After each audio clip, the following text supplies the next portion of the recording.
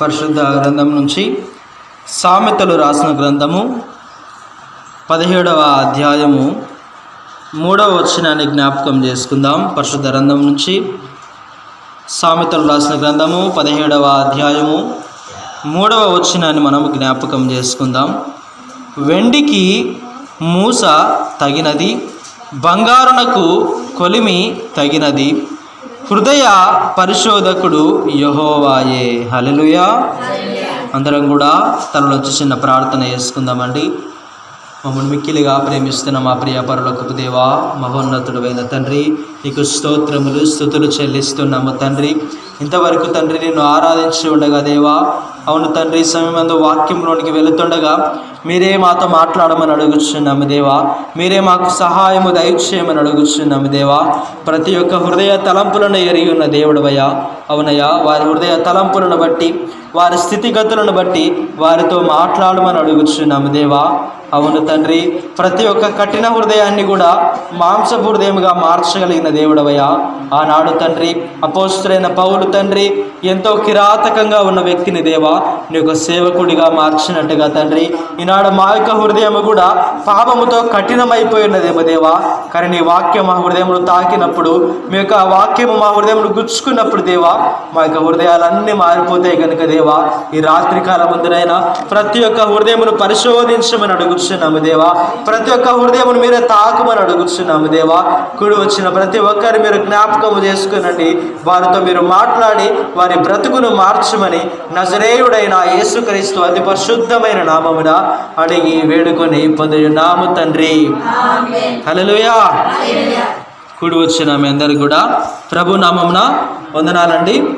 చదువుకున్నటువంటి ఈ లేఖన భాగానికి మనము వెళ్ళే ముందు ఒక చిన్న ఉదాహరణ. ఏమిటి ఆ ఉదాహరణ అంటే, అందరూ కూడా ఆర్మీ గురించి తెలుసు కదండి. ఆర్మీ మన బార్డర్లో పనిచేస్తూ ఉంటారు, పోలీసుల్లాగానే. వాళ్ళు వేరే దేశం వాళ్ళు మన మీద దాడి చేయకుండా వాళ్ళు ఏం చేస్తారు, మనకు కాపుదలగా ఉంటారు. అయితే వారికి ట్రైనింగ్ ఇస్తున్నప్పుడు అన్నీ కూడా వాళ్ళకు ట్రైనింగ్ ఇస్తారు. వారు బార్డర్లో ఉంటే వారు బార్డర్లో చేసే పని ఒక్కటే కాదు, అడవిలో వెళ్ళినప్పుడు ఏం పని చేయాలో వాళ్ళకి నేర్పిస్తారు. తిండి లేనప్పుడు ఎలా బ్రతకాలో వాళ్ళకి నేర్పిస్తాడు. శత్రువులు వస్తున్నప్పుడు ఎలా దాక్కోవాలో కూడా వాళ్ళకు నేర్పిస్తారు. అయితే ఆ వ్యక్తికి ఆ ఆపద వస్తుందని వాళ్ళు ముందుగానే గ్రహించి అన్నీ కూడా ఆ వ్యక్తికి నేర్పించడము జరుగుతూ ఉంది. అయితే జ్ఞాపకము చేసుకుంటే ఈ లోక ప్రకారంగా ఒక మనిషి మనకు కాపుదలగా ఉండాలంటే ఆ వ్యక్తి అన్నిటిని కూడా ఎదుర్కొనేవాడుగా ఉండాలి. హల్లెలూయా. మనం వాచ్మెన్ ఒకరు నిలబెట్టాము అంటే ఆ వ్యక్తి స్ట్రాంగ్గా ఉంటేనే నిలబెట్టగలుగుతాం. ఎవడైనా దొంగ వచ్చి వాని మీద ఏమన్నా చేస్తే వాడు దాన్ని తట్టుకొని ఎదిరించేవాడిని మనం ఏం చేస్తాం, అక్కడ నిలబెట్టుతాం. అదే ముసలి వాళ్ళని పెట్టినాం అనుకోండి, వాళ్ళు నిలబడగలుగుతారా? నిలబడలేరు. అలాగే ఈ లోకంలో ఒక మనిషి అన్నీ ఎదుర్కొనేలాగానే ఉంటేనే వాడు కాపుదలగా ఉంటాడు. అయితే ఈనాడు దేవుని వాక్యం మనతో కూడా ఏమని సెలవిస్తుందంటే, ఒక క్రైస్తవుడిగా నీవు అన్నీ ఎదుర్కొని నిలబడగలిగితేనే నీవు బలవంతుడివి. హల్లెలూయా. ఏమంటున్నాడు ఆయన? అన్నిటినీ ఎదుర్కొని నిలబడాలంట. ఏమొస్తాయి మనం ఎదుర్కొనే శ్రమలు మన జీవితంలో? ఒక క్రైస్తవుడిగా నువ్వు ఏమేమి ఎదుర్కొంటావండి? చెప్పండి, ఏమేమి ఎదుర్కొంటాం? మందిరానికి వచ్చినాక నిద్ర, దాన్ని ఎదుర్కోవాలి. బయటికి వెళ్ళిన తర్వాత శ్రమలు, శోధనలు, ఇంట్లో కుటుంబ సమస్యలు, ఆర్థిక ఇబ్బందులు ఎన్ని ఉన్నాయో మనిషికి. హల్లెలూయా. చాలా ఉంటాయి. మరి వీటన్నిటిని మనిషి ఎదుర్కొని నిలబడగలిగితే ఆ వ్యక్తి దేవుడి రాజ్యంలో పరిగెడతాడు. అయితే ఆ రాజ్యంలోనికి ఆ వ్యక్తి వెళ్ళాలి అంటే అతడు మొట్టమొదటిగా దేవుడు అతన్ని గద్దించినప్పుడు ఆ వ్యక్తి హృదయం ఏం చేయాలంట? మారు మనస్సు చెందాల. హల్లెలూయా. ఏ వ్యక్తి కూడా పుట్టగానే నీతిమంతుడుగా ఉండలేడు. ప్రతి మనిషి కూడా ఏదో ఒక సమయంలో ఏదో ఒక విధంగా ఏం చేస్తూ ఉన్నాడు, పడిపోతూ ఉన్నాడు. హల్లెలూయా. అలా పడిపోతున్నప్పుడు దేవుడు నీకు వాక్యము ద్వారా హెచ్చరిస్తాడు.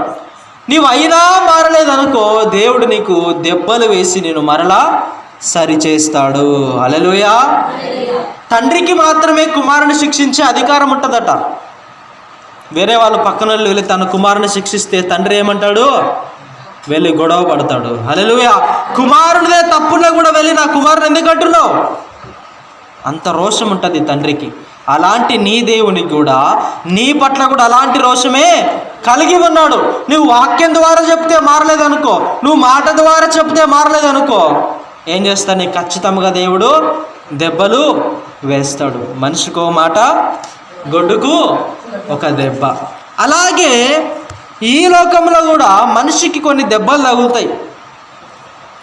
ఒక క్రైస్తవుడిగా మనం కూడా కొన్ని సందర్భంలో మాట విననప్పుడు, లేదా మనలో ఏదైనా దేవుడు సరిచేయాలనుకున్నప్పుడు మనల్ని దేవుడు కొన్ని దెబ్బల ద్వారా సరిచేస్తాడు. హల్లెలూయా. ఏమిటి ఆ దెబ్బలు? ఈ రాత్రికాలమందు క్రైస్తవునికి ఎలాంటి దెబ్బలు తగులుతాయి, అలాంటి దెబ్బలలో దేవుడు వారికి ఎలాగూ తోడుగా ఉంటాడు అన్న విషయాలు మనము జ్ఞాపకం చేసుకుందాం. చదువుకున్నటువంటి ఈ లేఖన భాగంలో మనము జ్ఞాపకం చేసుకుంటే, వెండికి మూస తగినది, బంగారునకు కొలిమి తగినది. హల్లెలూయా. అయితే దేవుడు అంటున్న మాటయా, ఈ లోకంలో బంగారుకు కొలిమి తగినది అంటున్నాడు. ఎందుకు బంగారుకు కొలిమి తగినది అంటే, అది గనక మామూలు అగ్నిలో వేసినాం అనుకోండి, దానిలో ఉన్న చెడు, దానిలో ఉన్న మాలిన్యం అనేది బయటికి రాదు. మరి దాన్ని ఎక్కడ పెట్టాలి అంటే అది కొలిమిలో ఉంచబడాలి. హల్లెలూయా. అది ఎప్పుడైతే కొలిమిలో కాల్చబడుతుందో దానిలో ఉన్న మాలిన్యం అంతా కూడా అది కరిగిపోతూ ఉంది.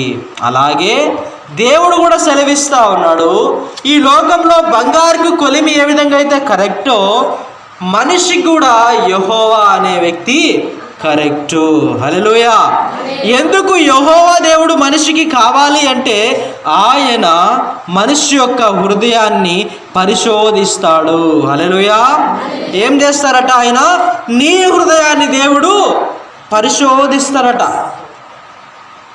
ప్రతి ఒక్కరి హృదయాన్ని దేవుడు పరిశోధిస్తాడు. ఎలా పరిశోధిస్తాడో తెలుసా? బంగారునంతా తీసుకొని వెళ్ళి అక్కడ వేస్తాం, మనిషి అనుకుంటాడు అది కూడా బంగారే అని. కానీ ఆ కొలిమిలో వేసినప్పుడు దాని నుంచి బయటికి వచ్చేది మాత్రమే బంగారు, కానీ మిగతాదంతా వేస్ట్ అవుతున్నదంతా బంగారు కానీ కాదు. అలాగే దేవుడు కూడా ప్రార్థనకు వస్తున్న వారినే పరిశోధించడు, ప్రతి ఒక్కరిని ఆయన పరిశోధిస్తాడు. పాపము చేస్తున్న వారిని, పాపము చేయని వారిని, ఏ భేదము లేదు. ప్రతి హృదయాన్ని దేవుడు ఏం చేస్తారట? పరిశోధిస్తాడు. హల్లెలూయా. ఏం చేస్తారట? దేవుడు మన హృదయాలని పరిశోధిస్తారట. అలా పరిశోధించినప్పుడు నీలో నుంచి వచ్చే దానిని దేవుడు తీసుకుంటాడు. మరి నీలో రాని దానిని, వేస్ట్ అవుతున్న దానిని దేవుడు ఏం చేస్తాడంటే దానిని సరి చేస్తాడు. హల్లెలూయా. ఏం చేస్తాడు? ఆయన సరి చేస్తాడు. అయితే ఈ రాత్రికాలమందు దేవుడు మనల్ని కూడా సరి చేస్తున్నాడు కొన్ని విషయాలలో. ఎలాగూ సరి చేస్తున్నాడంటే, మొట్టమొదటిగా ఒక క్రైస్తవుడు అనగానే ఎలా ఉంటాడండి? ఒక క్రైస్తవుడు అనగానే తగ్గింపు జీవితం ఉంటుంది. ఒక క్రైస్తవుడు అనగానే ఎంతమంది తిడుతున్నా పడిపోతాడు. అతన్ని చూసి ఎంతమంది నవ్వుకున్నా, ఎంతమంది తక్కువ చేసినా, ఎందుకురా ఇవన్నీ అన్నట్టుగా ఆ వ్యక్తికి మాట్లాడినా ఆ వ్యక్తి ఏం చేస్తాడు? దానిలోనే నిలబడతాడు. ఎందుకు ఈ శ్రమలు మనిషికి కలుగుతాయి?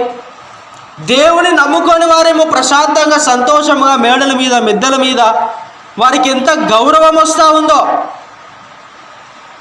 మన దేవుని ఎరగని వ్యక్తికి ఎంత బాగా ఈ జనం రెస్పెక్ట్ ఇస్తుందో.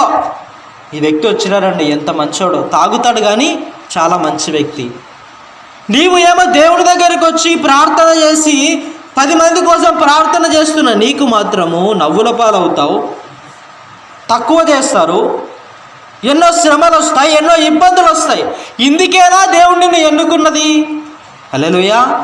నేను అపస్యం చేయడానికి నా దేవుడు ఎన్నుకున్నది?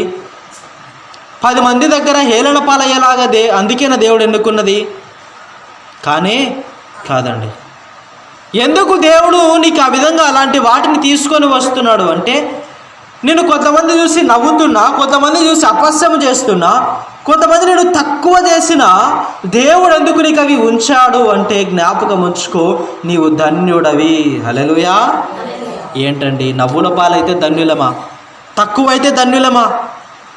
దేవుడు అంటున్న మాట చూద్దాం. మత్తయి రాసిన సువార్త 5వ అధ్యాయము 11వ వచనమండి. మత్తయి రాసిన సువార్త 5వ అధ్యాయము 11వ వచనాన్ని మనం జ్ఞాపకం చేసుకుంటే ఏమంటున్నాడు ఆయన? నా నిమిత్తము జనులు మిమ్మల్ని నిందించి హింసించి మీ మీద అబద్ధముగా చెడ్డ మాటలెల్లా పలుకున్నప్పుడు మీరు ధన్యులు. హల్లెలూయా. ఎవరట? మనము ధన్యులమట. ఎందుకు? నీ మీద అపస్యంగా మాట్లాడినందుకు, నీ మీద చెడ్డ మాటలు మాట్లాడినందుకు నీవు ధన్యుడవి. ఎందుకయా నీవు ధన్యుడవు అంటే, తిట్టినందుకు ఆ వ్యక్తికి ఏమొస్తుందో లేదో తెలియదు, కానీ నీవు మాత్రము ధన్యుడిగా మార్చబడతావు. ఎందుకో తెలుసా? నీలో గర్వం అనేది తగ్గిపోతూ ఉంది. హల్లెలూయా. అది నీకు దెబ్బనే కావచ్చు, ఒకటి నిన్ను తక్కువ చేయొచ్చు, ఒకటి నిన్ను చూసి నవ్వుకోవచ్చు, ఏంద్ర వీడు పిచ్చోన్లాగా తిరుగుతున్నాడు, ఏంద్ర వీడు అనుకోవచ్చు. ఒకటి నిన్ను తక్కువ చేసినా, ఒకటి నిన్ను ఎగతాళి చేసినా, నువ్వు దేవుని పని నిమిత్తమై వాడబడుతున్నప్పుడు నీవు ధన్యుడవి. హల్లెలూయా. ఎందుకు ధన్యుడవి? ఎందుకు నీకు ఈ దెబ్బలంటే, నీలో ఉన్న గర్వాన్ని దేవుడు అణిచివేస్తున్నాడట. నిన్ను హింసిస్తున్నప్పుడు, నీ మీద అబద్ధముగా మాట్లాడుతున్నప్పుడు నీకు ఏమొస్తుందిరా అంటే, నీలో ఉన్న గర్వమును నీవు కోల్పోతావు. ఎప్పుడైతే మనిషి గర్వమును కోల్పోతాడో, ఎవడు ఏమన్నా మనిషి పట్టించుకోడు. యేసుక్రీస్తు ప్రభుల వారిని ఆ శిలువ మీద పెట్టి ఎంతోమంది అపహసిస్తూ ఉన్నారు. ఆయనను తీసుకొని వచ్చి ఆయనకు చెంపదెబ్బ కొట్టి ఆయన మీద ఉమ్మి వేసి, అయ్యా యూదుల రాజు అన్నావు కదా, నిన్ను నీవు రక్షించుకోలేవా? ఎంత తక్కువ చేసి ఎన్ని మాటలన్నా ఆయన భరించాడు. ఎందుకోసమో తెలుసా? ఆయన గర్వము అణిచివేయబడింది. ఆయన ధన్యుడు కాబట్టి. హల్లెలూయా. ఈరోజు నీవు నేను కూడా, నిన్ను ఎవరు ఏమనుకున్నా నువ్వేం చేయాలా? ఏం చేయాలా? నీలో ఉన్న గర్వాన్ని నీవు తగ్గించుకోవాలా. అదే మనం నేర్చుకోవాల్సింది. మొట్టమొదటిగా మనమేం చేస్తాం చెప్పండి? దేవుని సన్నిధికి వస్తాం, ఒకరొక మాట అంటే వెంటనే వారి మీద గొడవకు వెళ్ళిపోతాం. ఇంకా ఏమి నీ క్రైస్తవాన్ని నువ్వు వానికి చూపించినట్టు? ఏమిటిది నువ్వు దేవుని వానికి పరిచయం చేసినట్టు? ఈనాడు తిట్టిన వాడే మరి ఒక్కసారి నిన్ను చూసి వాడు ఏం చేస్తాడో నీకు గౌరవం ఇస్తాడు. హల్లెలూయా. ఎవరైతే సైనికులు తిట్టారో, ఎవరైతే అపస్యము చేశారో, ఆ శిలువ మీద ఆయన రక్తము కారుస్తూ చివరి బొట్టు వరకు ఆయన రక్తము కార్చయా, వీరందరినీ క్షమించు, వీరేమి చేస్తున్నారో వీరికి తెలియదయా అన్నాడు. ఈరోజు మన జీవితంలో కూడా నీకు పడుతున్న ఏ దెబ్బలైనా, నీ స్నేహితుల ద్వారా పడుతున్న దెబ్బలైనా, వారు అబద్ధముగా మాట్లాడినా, నీ కుటుంబంలో ఉన్నవారు నీకు వ్యతిరేకముగా ఉన్నా, ఎవరు ఎలాగున్నా కూడా నువ్వేం చేయాలట? నీ గర్వాన్ని నీవు అణిచివేసుకోవాలా. సాతాను మనకి ఇవే దెబ్బలేసేది. నీ పక్కనున్న వారిని గొడవ పెడతాడు, నీ పక్కనున్న వారిని అపహాస్యం చేసే విధంగా ఉంటారు, నీతో ఉన్నవారు నీ మీద అబద్ధ సాక్ష్యములు పలుకుతారు. కానీ వీటన్నిటిని సహించినప్పుడు నీవు ధన్యురాలిగా మార్చబడతావు. హల్లెలూయా. అలా నీవు మార్చబడాలి అంటే ఏం చేయాలా? నువ్వు వాటిని ఎదుర్కోవాలా. వాటిని ఏం చేయాలా? ఎదుర్కోవాలా. రెండవ దెబ్బ ఏం పడుతుంది రా మనిషికి అంటే, దేవుని నమ్ముకున్న వాడికి ఒంటరితనం అనేది ఎదురవుతుంది. హల్లెలూయా. ఏం ఎదురవుతుంది? ఒంటరితనం. యోబుకు అన్నీ ఉన్నాయి, కానీ చివరికి ఏమైపోయినాడు? ఒక్కడిగా అయిపోయినాడు. తన భార్య అనింది, అయ్యా నీ దేవుని దూషించి చచ్చిపో, నువ్వు ఇలా బాధపడుతుంటే చూడలేకపోతున్నాం. అలాగే ఈ లోకంలో కూడా దేవునితో ఉన్నవాడికి వాడు ఒంటరి వాడైపోతాడట. హల్లెలూయా. ఏమైపోతాడు? వాడు ఒంటరి వాడైపోతాడు, మనుషుల నుంచి దూరం అయిపోతాడు. ఎవ్వరు నాకు లేరురా అన్న భావనకి మనిషి వస్తాడట. ఎందుకు ఇవన్నీ జరుగుతున్నాయంటే మనిషిని దేవుడు ఎంతగానో బలవంతునిగా చేయాలనుకుంటున్నాడు. ఎప్పుడైతే మనిషి ఒంటరిగా అయిపోతాడో, తన్ను తాను దూరం చేసుకుంటాడో మనుషులకి, అప్పుడు దేవుని ప్రేమ మనిషికి అర్థమవుతుంది. మనుషులకు దూరమైన వ్యక్తి దేవునికి దగ్గరగా అవుతాడట. హల్లెలూయా. ఎప్పుడైతే నువ్వు ఒంటరితనంలోనికి వెళ్ళి అన్ని కోల్పోయిన స్థితిలో దేవునికి మనుషులకు దూరం అయిపోతావో, దేవుడు నీకు దగ్గరగా ఉంటాడు. యోబు అన్నీ కోల్పోయినాడు, కుటుంబము, పిల్లలు, ఆస్తులు అన్నీ కోల్పోయినాడు. కానీ దేవునికి మాత్రం దగ్గరగా జీవిస్తున్నాడు. హల్లెలూయా. ఎంత దగ్గరగా జీవిస్తున్నాడో తెలుసా? ఆమె వచ్చి అంటుంటే, అమ్మా మనకు దేవుడు సంతోషాన్ని ఇచ్చినప్పుడు తీసుకున్నావు కదా, కష్టం ఇచ్చినప్పుడు తీసుకోవడానికి ఏమైంది నీకు? అంత శ్రమలో కూడా దేవుని గురించి చెప్పగలిగినాడు. అంత దగ్గర అయిపోయినాడు దేవునికి. హల్లెలూయా. ఈనాడు మన జీవితంలో కూడా ఒంటరితనం ఉండొచ్చు, నిన్ను పట్టించుకునేవాడు ఎవడు లేకపోయి ఉండొచ్చు. కానీ అలాంటి సమయంలో కూడా దేవుడు నీకు దగ్గరగా అయిపోతాడు. కానీ మనిషి ఏమనుకుంటాడు? ఎందుకయ్యా నాకు వారి నుంచి దూరం చేసావు? ఎందుకయ్యా కుటుంబం నుంచి నన్ను దూరం చేసావు? ఎందుకయ్యా నన్ను ఒంటరివాణిగా చేసినావు? ఎందుకు ప్రభువా ఇవన్నీ నాకు చేసినావు అంటే, దేవుడు అంటున్నమాట, అయ్యా నువ్వు అందరికీ దూరం అయిపోయినావేమో, కానీ నువ్వు నాకు దగ్గరగా అవ్వు. నేను మాత్రం నీకు దగ్గరగానే ఉన్నాను. నువ్వు నన్ను తెలుసుకుంటావా, నీ బ్రతుకును నేను మార్చివేస్తాను. హల్లెలూయా. ఈనాడు కుటుంబం అంతా ఒక రీతిగా ఉండొచ్చు, నిన్ను మాత్రము దేవుడు ఒక రీతిగా పెడతాడు. కుటుంబం అంతా లోకంతో ఉండొచ్చు, కానీ నిన్ను మాత్రము దేవుడు దేవుని సన్నిధిలో నిలబెడతాడు. ఎందుకయ్యా నన్ను వారి నుంచి దూరం చేశావంటే, నీవు ఆయనకు దగ్గరగా అవ్వాలని. హల్లెలూయా.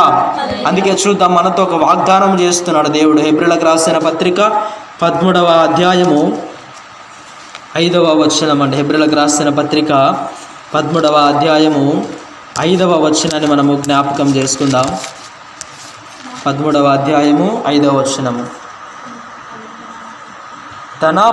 ధనాపేక్ష లేని వారై మీకు కలిగిన వాటితో తృప్తి పొంది ఉండుడి.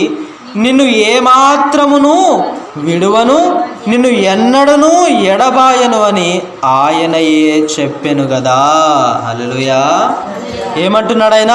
నిన్ను ఏమాత్రము విడువను, ఎన్నడు ఎడబాయను అని ఎవరు చెప్తున్నారట? మనుషులు కాదు, ఆయనే మనకు చెబుతూ ఉన్నాడంట. ఈరోజు నువ్వు ఒంటరి దాని అయిపోయినావా, ఒంటరి వాడు అయిపోయినావా? దేవునికి దగ్గర అవ్వడం నేర్చుకో. ఆ దెబ్బ నీకు ఎందుకు పడింది అనుకుంటున్నావు? నువ్వు ఒంటరివాడిగా మిగిలినడానికి ఎందుకు కారణమైంది అనుకుంటున్నావు? నువ్వు దేవునికి దగ్గరగా అవ్వాలని, ఆయన ప్రేమను నీవు రుచి చూడాలని. హల్లెలూయా. అందుకేనేమంటున్నాడు? నిన్ను ఏమాత్రమును విడువను, ఎన్నడూ నిన్ను ఎడబాయను. ఏమంటున్నాడు ఆయన? నిన్ను ఎన్నడూ ఎడబాయడంట. నాకు ఆయన లేడే అన్న భావన నీలోనికి రాదట. చనిపోయిన భర్తను బట్టి ఆమె స్త్రీ అనుకుంటుందట, నా భర్త ఇంకా నాతోనే ఉన్నాడు, ఇంకా ఇంట్లోనే తిరుగుతున్నాడండి, నాకు చనిపోయినట్టుగానే లేదు అంటది ఆమె. ఈరోజు దేవుని వాక్యం నీతో నాతో కూడా సెలవిస్తుంది. నువ్వు ఒంటరి వాడిగా అయిపోయినావేమో, కానీ దేవుని రుచి చూస్తే, దేవుని ప్రేమను నువ్వు తెలుసుకుంటే, ఆయన నిన్ను విడిచిపెట్టువాడు కానే కాదు. అయ్యా నువ్వు నాతో లేవు అన్న ఆ భావన నీకు దేవుడు తెప్పివ్వడంట. అలాంటి దినం మనకు రావాలి అంటే, నువ్వు అందరి నుంచి వేరు చేయబడ్డావేమో, నీ కుటుంబం నుంచి, నీ పరిస్థితుల నుంచి, అన్నిటి నుంచి నువ్వు ఒంటరిగా అయిపోయినా, నువ్వు దేవుణ్ణి కనుక తెలుసుకుంటే, దేవునికి నీవు దగ్గర అవుతే, ఆయనే నీకు తోడుగా ఉంటాడు. హల్లెలూయా. ఆయన నిన్ను ఎడబాయడు. ఇది మనిషికి వస్తున్న రెండవ దెబ్బ. మొదటి దెబ్బ ఏమిటండి? మొదటి దెబ్బ ఏమిటి? అపహాస్యము, అందరికీ చిన్న చూపు. కానీ దేవుడు మాత్రం నిన్ను ధన్యుడిగా చేస్తున్నాడు. రెండవది ఏమిటి? ఒంటరితనం. కానీ దేవుడు మాత్రం నీకేమవుతున్నాడు? దగ్గరగా అవుతున్నాడు. ఇక మూడవది ఏమిట్రా అంటే మనిషికి వచ్చే శోధనలు. హల్లెలూయా. ప్రతి ఒక్కరికి ఏమొస్తాయి? శోధనలే వస్తాయి. నువ్వు పాపము నుంచి దూరం అయిపోయినా నీకు శోధనలు వస్తాయి. నువ్వు దేవుడిలో ఉన్నా నీకు శోధనలు వస్తాయి. నువ్వు పడిపోతావు, ఏడుస్తావు, సిగ్గుపడతావట. హల్లెలూయా. ఏమవుతావంట? నీవు పడిపోతావు, ఏడుస్తావట, సిగ్గు పడతావట. నిన్ను నీవే చూసుకొని ఏందరాకి బ్రతుకు. పాపంలో దొరికినప్పుడు సిగ్గుపడతావు. నువ్వు భారంగా అనిపించినప్పుడు నీ కళ్ళ నిండా ఏడుపు వస్తుందట. ఎందుకయ్యా ఇవన్నీ జరుగుతున్నాయి అంటే మనిషికి పడిపోవడము, ఏడవడము, సిగ్గుపడము ఇవన్నీ ఎందుకు ఆ మనిషికి ఆ దెబ్బలు కలుగుతున్నాయి అంటే ఒకటే ఒక కారణం ఉంది. ఏమిటి ఆ కారణం అంటే ఏ పాపము నుంచి అయితే మనిషి బాధపడుతూ, పడిపోతూ, సిగ్గుపడుతూ, ఏడుస్తూ అందరికీ దూరం అయిపోతున్నాడో వానికి పాపం మీద ద్వేషము కలిగించడానికే. హల్లెలూయా. ఎందుకు దేవుడు నీకు ఆ దెబ్బ కలగజేస్తున్నాడు? ఎందుకు పాపము నిన్ను పట్టుకునేలా చేస్తున్నాడు? ఎందుకు నిన్ను ఏడ్చేలాగా దేవుడు చేస్తున్నాడు? ఎందుకు నిన్ను నీవే సిగ్గుపడేలాగా చేస్తున్నాడు? అందరి ముందు నిన్ను అవమానం ఎందుకు పరుస్తున్నాడు రా అంటే నీవు పాపము మీద ద్వేషమును పెంచుకోవాలని. హల్లెలూయా. ఏమంటున్నాడు ఆయన? ఈ దెబ్బ నీకు ఎందుకు కలుగుతుందంటే పాపము మీద ద్వేషం కలగాలని, పరిశుద్ధత మీద నీకు కోరిక కలగాలని. అరే నేను ఈ జీవితం జీవించకూడదు, ఈ పాప జీవితం నాకొద్దు, నేను పరిశుద్ధముగా జీవించాలి అని. చూద్దాం. రోమీయులకు రాసిన పత్రిక 6వ అధ్యాయము 14వ వచనంలో మనకు మాట సెలవిస్తున్నాడు. ఎందుకు దేవుడు ఇంతగా మనిషికి వస్తున్న పాపమును బట్టి, శోధనలు బట్టి ఎందుకు ఇన్ని శ్రమలు దేవుడు కలగజేస్తున్నాడు అంటే చూద్దాం. రోమీయులకు రాసిన పత్రిక 6వ అధ్యాయము 14వ వచనం అండి. మీరు కృపయే గాని ధర్మశాస్త్రమునకు లోనైన వారు కారు కనుక పాపము మీ మీద ప్రభుత్వము చేయదు. హల్లెలూయా. ఏమంటున్నాడు ఆయన? కృపకే గాని ధర్మశాస్త్రమునకు లోనైన వారు కారు, పాపము మీద ప్రభుత్వము చేయదు. హల్లెలూయా. కృపలో ఉన్నవాడికి పాపము ప్రభుత్వము చేయదేమో కానీ ధర్మశాస్త్రములకు లోను కాని వానికి, కృపలేని వానికి, దేవునికి దూరముగా ఉన్నవానికి, పాపముతో అంటుకట్టబడిన వానికి వాని మీద పాపము ప్రభుత్వము చేస్తుంది. హల్లెలూయా. పాపము ప్రభుత్వము చేయడం అంటే ఇప్పుడు మనం చూస్తున్నాం, ఒక ప్రభుత్వము అన్నిటి మీద అధికారం కలిగి ఉంటుంది. సీఎం అన్నవాడికి మన ఆంధ్రప్రదేశ్ మొత్తం మీద అధికారము ఉంటుంది. అలాగే ఎవడైతే పాపములో ఉన్నాడో, ఎవడైతే పడిపోతూ ఉన్నాడో, ఎవడైతే దేవునికి దూరముగా జీవిస్తున్నాడో వాని మీద ఎవరు ప్రభుత్వం చేస్తారంట? ఎవరు ప్రభుత్వం చేస్తారు? పాపము ప్రభుత్వము చేస్తుంది. పాపము ప్రభుత్వం చేస్తే ఏమవుతుంది? హల్లెలూయా. పాపము ప్రభుత్వం చేస్తే ఏమవుతుంది? అది నిన్ను పడేస్తుంది, అది నిన్ను ఏడిపిస్తుంది, అది నీకు అవమానము తెచ్చిస్తుంది. అంతేకాదు అది తీసుకొని వెళ్ళి నేను నరకములో పడేస్తుంది. హల్లెలూయా. ఈరోజు మనము కూడా ఈ పాపమునకు ప్రభుత్వము చేయకూడదు మన జీవితాల్లో అంటే ఆ పాపము మీద మనకేం కలగాలంట? ఏం కలగాల? ద్వేషము కలగాల. హల్లెలూయా. ఏం కలగాల? ద్వేషము కలగాల. ఆ ద్వేషము ఎలా వస్తుందిరా అంటే నువ్వు పడిపోయినప్పుడే వస్తుంది, నువ్వు ఏడుస్తున్నప్పుడే వస్తుంది. అంతవరకు మనిషికి ద్వేషం కలుగుతుందా? కలగదు. చిన్న కుమారుడు ఎంజాయ్ చేస్తున్నప్పుడు పాపం మీద ద్వేషం కలగలే.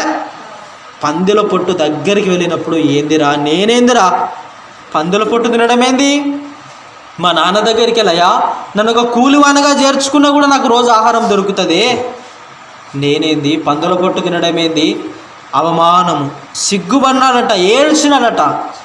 అప్పుడు బుద్ధి వచ్చింది. అలాగే ఈ లోకిన ఎందుకయా నీకు కలుగుతున్నాయి అంటే పాపము మీద నీకు ద్వేషమును తీసుకురావడానికే. హల్లెలూయా. అందుకే శోధనలు మనకెందుకంటే పాపం మీద మనకు ద్వేషమును పుట్టించడానికే. ఇంకొకటి, చాలామంది కూడా ప్రార్థనలు చేస్తారు కానీ వారికి సమాధానము రాదు. హల్లెలూయా. చాలామంది కూడా దేవుని సన్నిధిలో పెనుగులాడుతారు కానీ వారికి ఏమి రాదు, సమాధానము రాదు. ఎందుకంటారు? ఇది కూడా ఒక దెబ్బే మనిషికి, చాలా పెద్ద దెబ్బ. అయ్యా నేను వారం రోజులు వచ్చానయ్యా, రాత్రంతా కన్నీరు విడిచి ప్రార్థన చేశానయ్యా, నాకు సమాధానమే రాలేదు. ఏమి దేవుడవయ్యా? కృంగిపోతారు మనిషి జవాబు రాకపోతే. అలాగే ఈ లోకంలో ఎందుకు అది జరుగుతూ ఉంది? ఎందుకు ఆ దెబ్బ నీకు తగులుతుంది ఆలోచించినావా? ఎందుకయ్యా నేను ప్రార్థన చేస్తుంటే నాకు ప్రార్థనకు సమాధానం రావడం లేదు, నేను ఎందుకు దాన్ని పొందుకోలేకపోతే కృంగిపోతున్నాను, బాధపడుతున్నాను? ప్రార్థిస్తున్నాం కానీ జవాబు రావడం లేదు, ఏడుస్తున్నాం కానీ జవాబు రావడం లేదు. ఎందుకంటారండి? హల్లెలూయా. ఎందుకు అది జరుగుతుందో తెలుసా? నువ్వు ప్రార్థన చేసినప్పుడు అది రాకుంటే ఎందుకు నీ మనసు అంతా నొచ్చుకుంటుంది? అయ్యా కోల్పోయానే. ఎందుకంత బాధ? ఏదైనా ఒక వ్యక్తి జాబ్ కోసం ప్రయత్నించాడు అనుకోండి, కష్టపడి ఆ జాబ్ కోసం బాగా చదివినాడు, బాగా ప్రార్థన చేస్తున్నాడు, కానీ ఆ జాబ్ అతని చేతిలో రాలేదనుకోండి, ఎంత నలిగిపోతాడో. అయ్యా ఎంత వెయిట్ చేశానయ్యా, ఎంత అడిగానయ్యా నిన్ను, నాకు సమాధానం రాలేదే. మనిషి కృంగిపోతాడట. హల్లెలూయా. ఎందుకు నీకు ఆ కృంగుదల వస్తుంది ఆలోచించినావా? ఎందుకు నీ మనసు అంతగా గాయపడుతుంది ఆలోచించినావా? సమాధానం రానందుకు కాదు, దానికంటే ముఖ్యంగా నువ్వు తెలుసుకోవాల్సింది ఒకటి ఉంది. ఎందుకు నీకు ఆ కృంగుదల? నీకు ఎందుకు అదంటే నీలో విశ్వాసాన్ని దేవుడు పెంపొందించడానికే. హల్లెలూయా. ఎందుకంట నీలో విశ్వాసాన్ని పెంపొందించడానికి నీకు సమాధానం దేవుడు ఇవ్వాల. కానీ మనమేమనుకుంటాం, ఎందుకయ్యా నాకు చూపలేదు, నాకు లక్కు లేదు. ఈరోజు దేవుడు నీతో సెలవిస్తున్న మాట, ఆయన కృప ఉంటే మనకు చాలంట. బైబిల్ చెప్తా ఉంది. 2వ కొరింథీయులకు రాసిన పత్రిక 12వ అధ్యాయము 9వ వచనంలో ఏమంటున్నారంటే, నీ కృప నాకు చాలును. ఏమంటున్నాడు ఆయన? నీ కృప ఉంటే నాకు చాలయ్యా, ఇంకా ఏమి కూడా వద్దంటున్నాడు. ఈరోజు ఆయన కృపను వద్దనుకొని నీకు వస్తున్న దానికోసం ఎందుకంత శ్రమ పడుతున్నావు? నీకు సమాధానం రాలేదని ఎందుకంత కృంగిపోతున్నావు, అంత నలిగిపోతున్నావు? నువ్వు ప్రార్థన చేసిన దానికి ఒకటి గుర్తుట్టుకో, ఆయన కృప నీకు తోడుగా ఉంటే నువ్వు అడిగిన వాటికంటే అధికముగా ఆయన అనుగ్రహిస్తాడు. హల్లెలూయా. నీ విశ్వాసాన్ని కోల్పోకుండా అలాంటి సమయంలో నీకు సమాధానము రాని సమయంలో కూడా నిలబడినప్పుడు దేవుడు నీవు కోల్పోయిన వాటికంటే రెండింతల ఆశీర్వాదం నీకు దేవుడు ఇస్తాడు. యోబుకు అన్నీ పోయినాయి కానీ ఏం చేస్తున్నాడు? బూడిదలో కూర్చొని గీరుకుంటూ ఊరికే ఉన్నాడా? విజ్ఞాపన చేస్తూ ఉన్నాడు, ప్రార్థన చేస్తున్నాడు. అయ్యా ఈ శ్రమ నాకు ఎందుకు వచ్చిందో తెలియదయ్యా, కానీ ఈ శ్రమను బట్టి నీకు స్తోత్రం. ఈరోజు నీ జీవితంలో, నా జీవితంలో నువ్వు ప్రార్థన చేస్తున్నప్పుడు ఆ ప్రార్థనకు సమాధానం రాకపోతే కృంగిపోకు. అయ్యా నీ కృప నాకు ఉంచయ్యా అని నువ్వు మరలా విశ్వాసమును పొందుకో.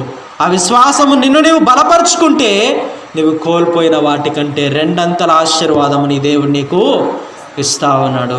హల్లెలూయా. కాబట్టి జ్ఞాపకం చేసుకుందామండి. ఇంకొకటి చివరిగా ఇదొక్క శ్రమను, ఇదొక్క దెబ్బని చెప్పి నేను ముగిస్తానండి. ఏమిటి ఆ దెబ్బ అంటే శ్రమలు. హల్లెలూయా.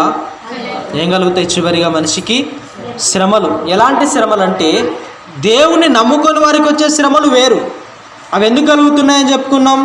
పాపం మీద ద్వేషమును పుట్టించడానికి. కానీ క్రైస్తవుడిగా ఉన్నవాడికి, దేవునిలో ఉన్నవాడికి, దేవుని పని చేస్తున్న వాడికి కూడా ఏం కలుగుతాయట? శ్రమలు కలుగుతాయి. హల్లెలూయా. ఈ శ్రమలు ఎందుకు కలుగుతాయి మనిషికి అంటే భారమైన శ్రమలు కావవి, హృదయము కలిగిన శ్రమలు. హల్లెలూయా. ఎలాంటి శ్రమలు కలుగుతాయంట? దేవుల్లో ఉన్నవానికి హృదయంతో కలిగే శ్రమలు, హృదయాన్ని నొచ్చుకునే శ్రమలు. ఇలాంటి శ్రమలు మనిషి కలుగుతున్నప్పుడు మనిషి ఏమైపోతాడట? కఠినమైపోతాడట. నేను ఎంత చేసినా నాకు గుర్తింపు లేదే, నేను ఇంత చేసినా నాకు ఘనత లేదే. దేవుడు అంటా ఉన్నాడయ్యా, నువ్వు మనుషుల ఘనత కోరుకోవద్దు, నా ఘనతను నీవు కోరుకో అంటా ఉన్నాడు. హల్లెలూయా. అయితే జ్ఞాపకం చేసుకుంటే మనిషి హృదయము కఠినము కాకుండా ఉండాలి అని దేవుడు మనిషికి కొన్ని శ్రమలు ఇస్తూ ఉంటాడు. ఆ శ్రమలలో నువ్వు నిలబడ్డావా, నువ్వు సేవకుడిగా మారుతావు. హల్లెలూయా. నువ్వు దేవుల్లో ఉన్నప్పుడు ఆ శ్రమలకు నువ్వు నిలబడ్డావంటే ఇంకొకరికి నువ్వు చెప్పగలుగుతావు. సేవకుడిగా మారడం అంటే ఇంకొకరికి నువ్వు చెప్పగలుగుతావు, నీ పిల్లలకు నువ్వు చెప్పుకొనగలుగుతావు. కానీ దేవునిలో ఉన్నప్పుడు నువ్వు నిలబడలేకపోయినావా, నువ్వు ఇంకొకరిని నువ్వు చెప్పలేని స్థితిలోనికి వెళుతున్నావా, నీలో నువ్వు ఇంకా ఇంకా ఆ శ్రమలను జయించాలి. ఒకడు ఎవడైనా నిలబెట్టయా, నువ్వు రోజు ప్రార్థనకి వెళ్తున్నావు కదా, నువ్వు ఏం తెలుసుకున్నావంటే నువ్వు చెప్పలేకపోతున్నావంటే జ్ఞాపకం చేసుకుందామండి. నువ్వు ఎప్పుడైతే నీలో వస్తున్న చిన్న చిన్న కఠినమైన వాటికి నువ్వు నిలబడగలుగుతావో నేను దేవుడు సేవకుడిగా మారుస్తాడు. ఎలా మారుస్తాడట? 10 మందికి చెప్పేవానిగా నిన్ను మారుస్తాడు. 10 మందికి చెప్పుతున్నారంటే వాడు ఎలాంటి వాడు అయింటాడు? జ్ఞానం కలిగిన వాడు అయింటాడు. హల్లెలూయా. ఒక టీచరు పిల్లలకు చెబుతున్నారంటే అర్థం ఏమిటి? ఆ టీచర్కి అన్నీ తెలుసనే అర్థము. హల్లెలూయా.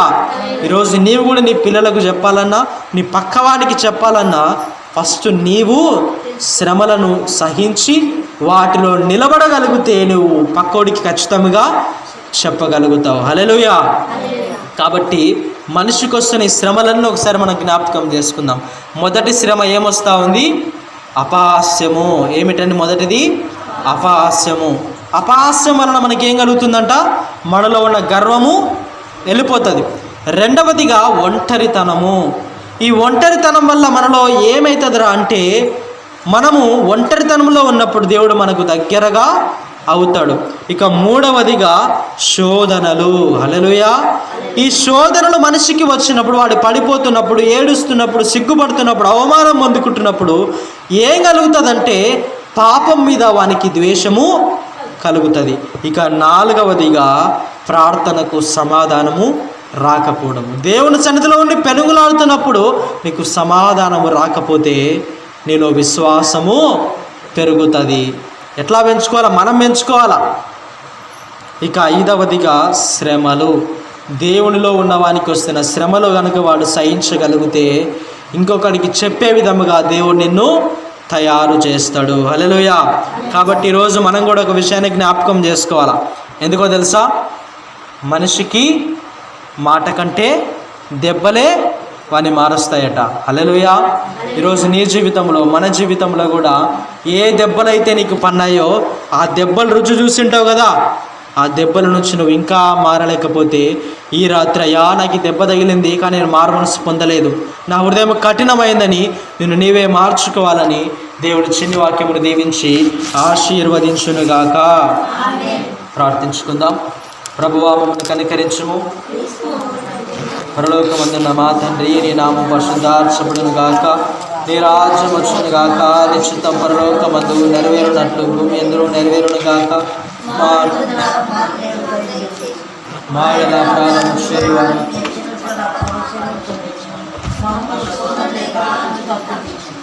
రాజ్యం